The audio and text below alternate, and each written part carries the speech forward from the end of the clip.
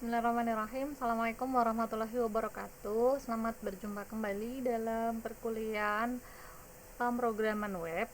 Hari ini kita akan lanjutkan pembahasan mengenai jenis-jenis selektor. Di video sebelumnya sudah kita bahas tentang tag selektor, kemudian kelas selektor, ID selektor, serta kombinator selektor. Sekarang kita akan membahas mengenai pseudo class selektor. Nah, pseudo class selektor ini merupakan kelas semu yang dimiliki oleh sebuah elemen HTML yang mana tujuannya adalah untuk memberikan style pada kondisi tertentu pada sebuah elemen. Nah, untuk sintaksnya sendiri itu dituliskan dengan titik 2. Contoh penerapan pseudo class itu bisa berlaku pada link, kemudian inputan, ataupun juga pada elemen pada posisi sebuah elemen. Kita akan coba praktekkan penggunaan pseudo class pada sebuah link. Nah, pada umumnya sebuah hyperlink itu memiliki kondisi di mana pertama kali dia di-create atau sebelum diklik. Kemudian ada posisi di mana saat kursor berada di atas elemen tersebut. Kemudian bisa juga kondisi ketika hyperlink tersebut kita klik dan kondisi ketika link tersebut sudah dikunjungi. Kita akan coba buat di editor.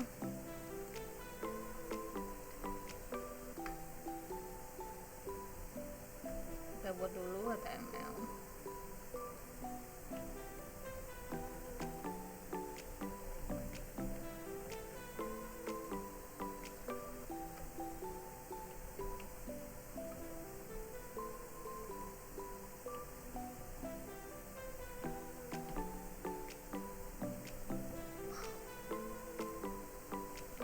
Misalkan di sini kita buat sebuah hyperlink, misalnya tidak redirect kemana-mana.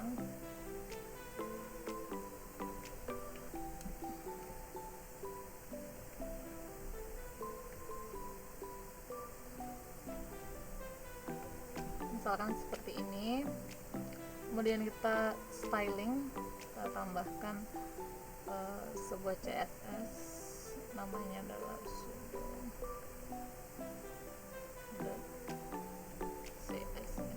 Jadi pseudo.css ini yang sudah kita deklarasikan di href di sini. Kemudian kita styling. Kondisi yang pertama adalah ketika dia default belum diklik. Kita lihat dulu ya posisi awal. Nah, pada posisi awal seperti ini, defaultnya warnanya adalah biru, kemudian ada underline-nya. Kemudian kalau kita ingin customize, maka kita bisa tambahkan nih pseudo class, di mana di sini selektornya adalah tag A, maka kita tambahkan titik 2, kemudian posisi sebelum dikunjungi berarti kita pakainya link. Kemudian tinggal kita styling. Misalkan ini saya mau URL ini meskipun dia hyperlink tapi tidak ada underline-nya. Kita hilangkan underline-nya. Berarti kita bisa tambahkan text decoration, kita isi dengan none. Sehingga kalau kita refresh hasilnya seperti ini. Atau kita ganti nih warnanya, color kita ganti jadi coral. Nah, maka ini hyperlink kita. Nah, Nah, akan tetapi secara default kalau sebuah hyperlink begitu kursor kita letakkan di atas elemen, dia bentuknya berubah. Berbeda dengan paragraf. Di sini saya tambahkan paragraf ya biar tahu bedanya hyperlink dengan paragraf.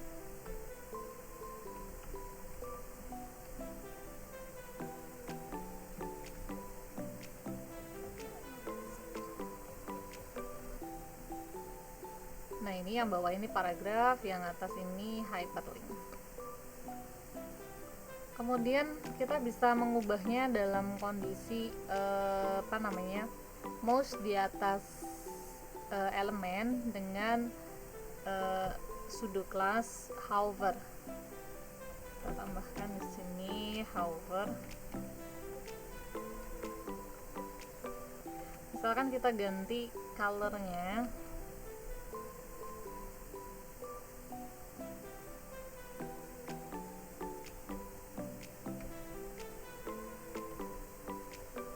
ganti jadi tail,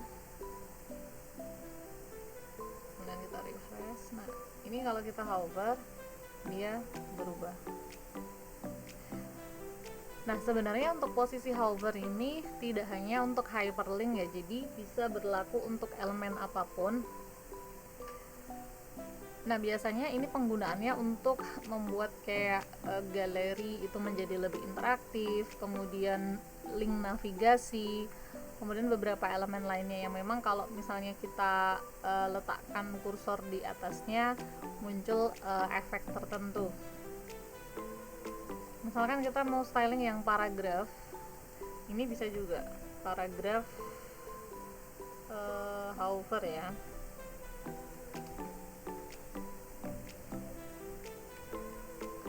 Nah, kita ubah nih warnanya jadi tomato. Maka kalau kita refresh, nah kalau kita gerakkan di sini dia berubah warnanya. Nah, ini contoh penggunaan hover. Bisa juga kita tambahin nih, misalkan kursor pointer. Nah, kalau seperti ini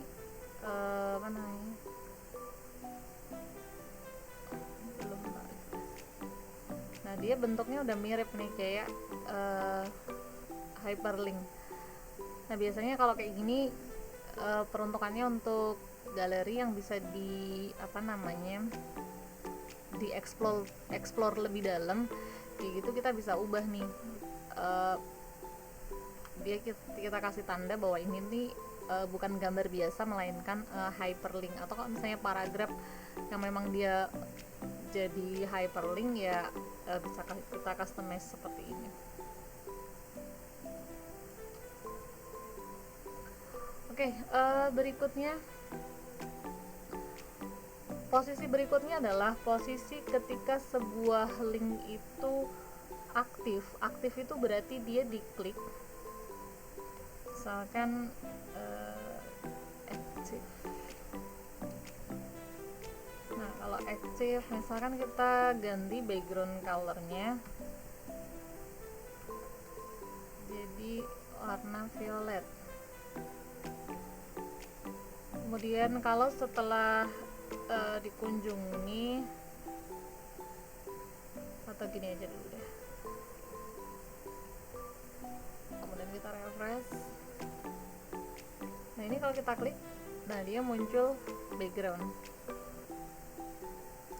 Secara default setelah link kita kunjungi dia berubah warna jadi ungu. Kita bisa ganti nih, customize, misalnya visited atau link setelah dikunjungi dia berubah jadi misalkan merah, color red, kemudian background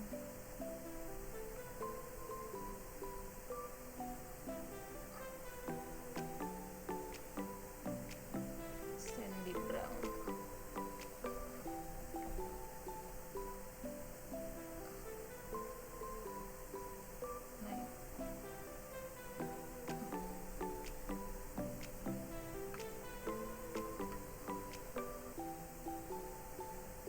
background colornya nggak terlalu kelihatan, nggak kebaca.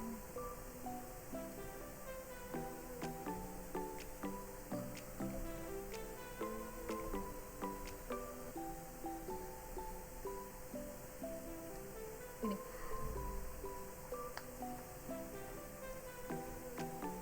dan pseudo class ini terkadang dia kondisinya itu tersimpan di cache memory. Jadi mungkin kalau kita udah akses kayak gitu, kemudian kalau kita ganti, kadang settingannya suka masih nge-cache dengan settingan yang sebelumnya. Jadi mungkin kalau nyoba-nyoba customize yang pseudo selector seperti ini, kalian bisa pakai Incognito. Oke, berikutnya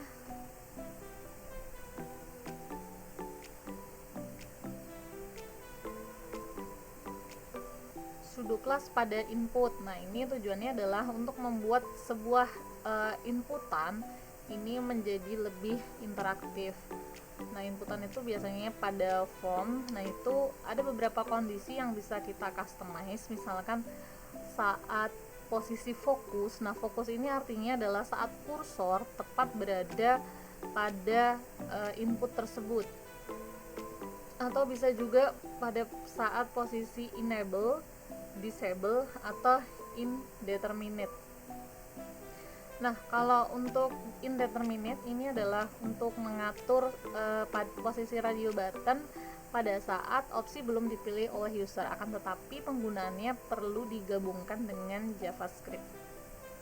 Kita akan coba contohkan pseudo class pada input. Misalkan kita buat nih sebuah form, actionnya tidak kita isi, kemudian kita buat sebuah inputan. Misalkan kita buat label, nama, kemudian input. Nah, inputnya kita isi teks aja, nama, kemudian ID-nya nama, kemudian kita bikin label lagi, email,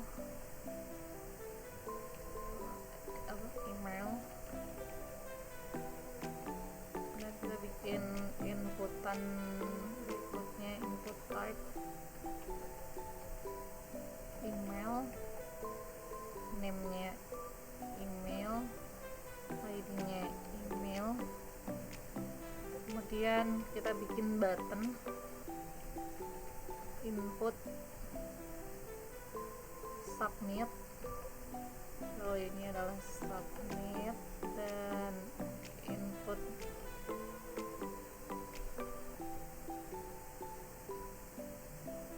reset. Kalau ini reset,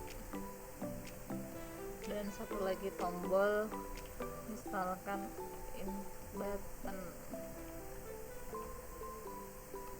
buttonnya itu adalah back, misalnya tombol back.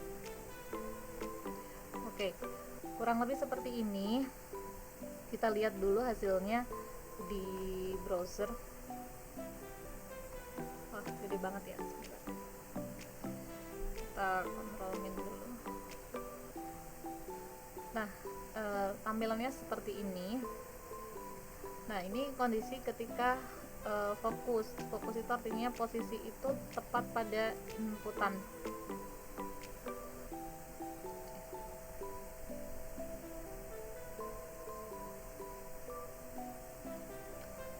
Kemudian kita bisa tambahkan stylenya. Kita masuk nih di sini. Nah, di sini yang bisa kita styling adalah misalkan kelas inputnya kita beri pseudo class fokus, kemudian kita styling, misalkan kita ganti background colornya jadi coral misalnya. Nah, di kalau kita refresh, nah misalkan kita mau ngetik di sini posisi kursor aktif, maka dia berubah jadi ada backgroundnya. Atau kita bisa tambahin nih, kalau teksnya jadi warna ini, cursive. Refresh. Nah ini jadi lebih interaktif seperti itu. Nah kalau kita pindahkan ke posisi email, maka dia kembali normal, kemudian dia yang aktif yang ini. Kemudian kalau kita tap lagi, nah ini yang aktif, ini yang aktif, dan seterusnya. Ini adalah kondisi fokus, sehingga user langsung tahu, oh inputan ini loh yang sedang kursornya aktif. Atau bisa juga kondisi pada saat di disable, input disable. Misalkan untuk input disable kita kasih background colornya, kita ubah jadi yang agak pucat gitu. Ini lavender. Kemudian di sini kita matikan tombol backnya, misalkan kita disable, kemudian kita refresh. Nah maka di sini tombol back ini karena tidak bisa diklik, dia warnanya berubah. Atau kalau inputannya misalkan emailnya nggak boleh diisi nih, atau namanya udah ada nilai defaultnya, misalnya saya kasih nama kayak sama, saya kasih value Anna misalnya, kemudian saya disable. Nah seperti ini udah nggak bisa diisi oleh user. Dan mungkin bisa kalian tambahin, misalnya ketika di hover seperti ini muncul tanda silang dan seterusnya, itu bisa lebih dibuat interaktif lagi. Itu tadi sudo class untuk inputan. Berikutnya sudo class pada posisi elemen. Nah ini tujuannya adalah untuk memilih elemen mana sih yang ingin kita seleksi.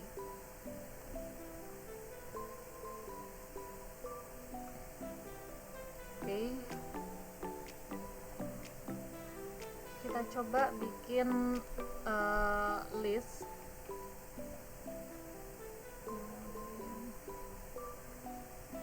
Satu, list dua,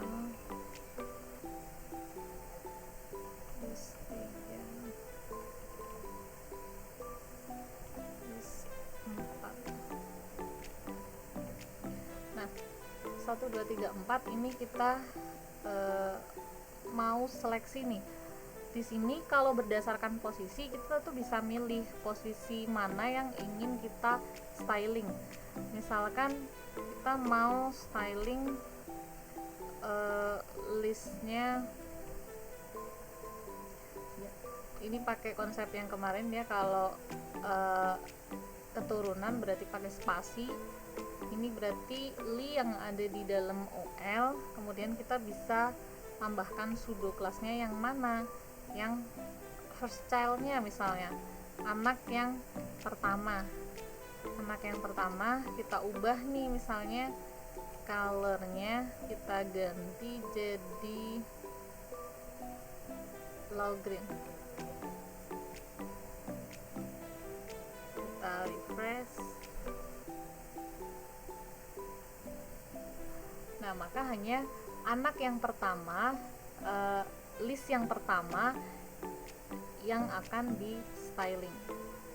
Kemudian kalau mau anak yang terakhir, berarti kita pakainya OL li kemudian last child. ganti misalkan warnanya color, jadi light coral. Oke, kalau kita refresh, nah dia jadi light coral. Lalu kalau kita mau selang-seling nih posisinya, itu kita bisa pakai and child. Misalkan OL kemudian leaf and child. Kita mau out itu ganjil atau genap ya, saya lupa. Sekarang kita kasih background light cyan aja, kelihatan kayaknya light pink misalnya. Kemudian kita refresh. Nah, maka yang dua ini, yang ganjil akan berubah warna. Kemudian kita seleksi nih yang OL and child, yang event atau yang genap.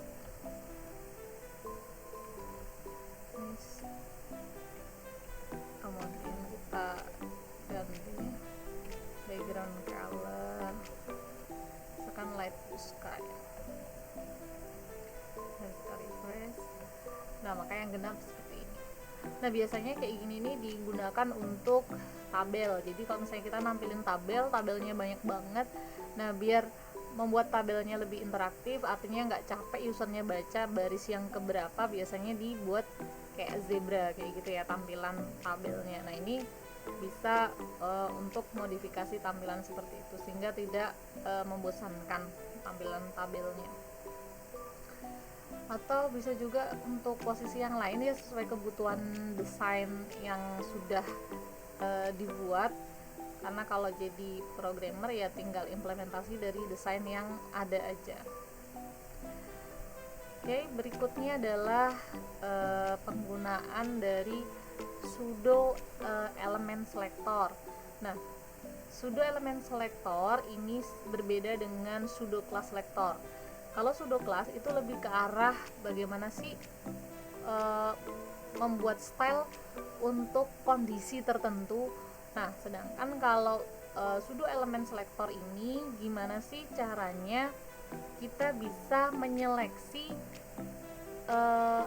tag yang sebelumnya itu belum ada, seperti itu. Jadi kita bisa kayak nambahin elemen yang baru kayak gitu. Nah, ini kita bisa pakai nih simbolnya adalah double titik 2, kemudian bisa diikuti dengan before ataupun after. Before artinya untuk menambah konten tertentu sebelum suatu elemen, atau kalau after berarti digunakan untuk menambah konten tertentu setelah suatu elemen. Nah, misalkan di sini kita udah punya nih paragraf, kemudian kita mau nambah elemen tertentu. Misalnya berarti P.2.2 before, dan kita isi nih propertinya konten, misalnya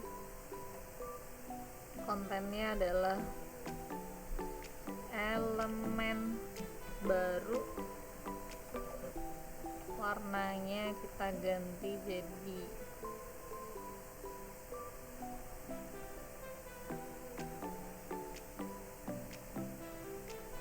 light kayak ini lah.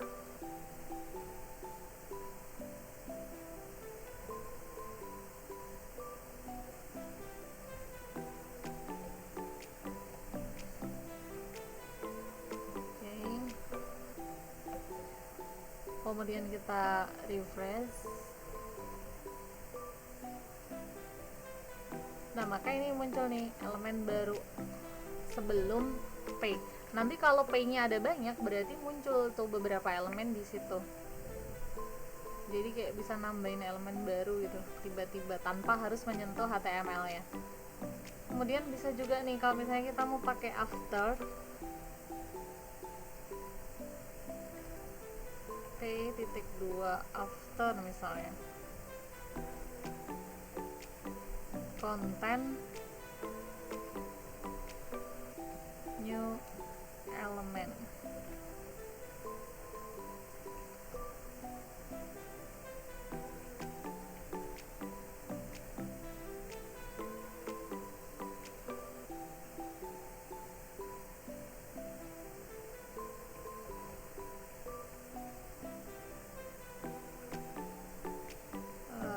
Kasih warna dulu, color coral, jangan coral, magenta. Kemudian kita refresh hasilnya. Nah ini elemen baru after paragraph gitu.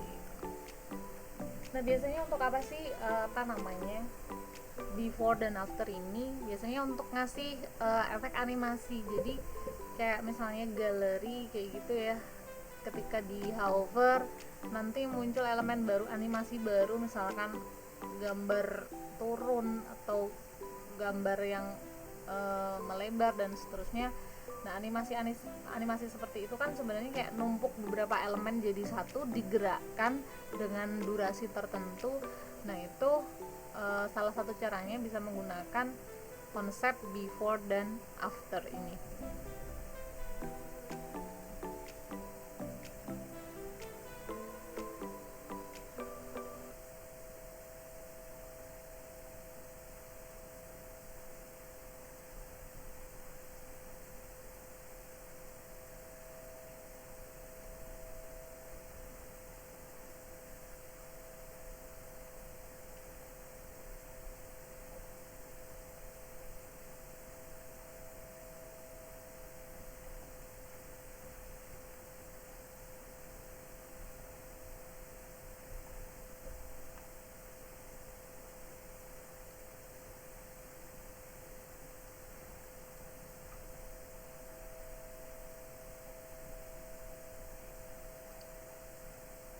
Oke,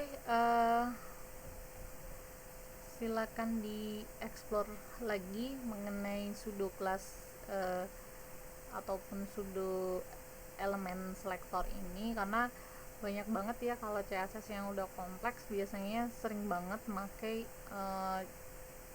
jenis-jenis selektor yang beragam ini. Oke, sampai ketemu di pertemuan berikutnya. Kurang dan lebihnya mohon dimaafkan. Assalamualaikum warahmatullahi wabarakatuh.